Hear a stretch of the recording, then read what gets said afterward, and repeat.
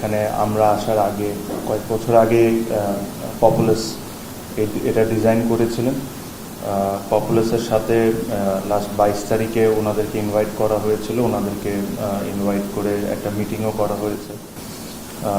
So ওনাদের সাথে একটা আলোচনার মাধ্যমে ওনাদের যে ডিজাইনটা এখন এক্সেলেন্স সেন্টার প্লাস স্টেডিয়ামের আছে, ওই ডিজাইনের কিছু চেঞ্জেস, কারণ আমি এই কথাটা আরেকটা প্রেস কনফারেন্সেও বলেছিলাম যে প্রবলি যে এক্সেলেন্স সেন্টারের স্বপ্ন আমি দেখি বা আমাদের ক্রিকেট বোর্ডটা দেখে, প্রবলি ওই ডিজাইনটা ওটার সাথে ম্যাচ করে না।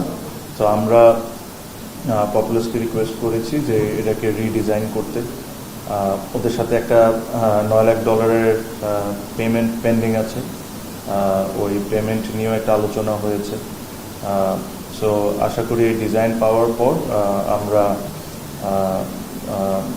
পরবর্তী যে ডিসিশন আমরা ওই ডিসিশনটা নিব। But the board has agreed that বিসিবির ফান্ড আমরা ইউজ করে আমরা এই এক্সেলেন্স সেন্টারটা কমপ্লিট করে ফেলবো।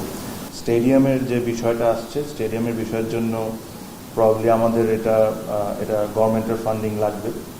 আর যেহেতু আপনারা জানেন যে 2031 সালে বাংলাদেশে মেন্স ক্রিকেট ওয়ার্ল্ড কাপ আছে 50 over, which is the third biggest sporting event in the world.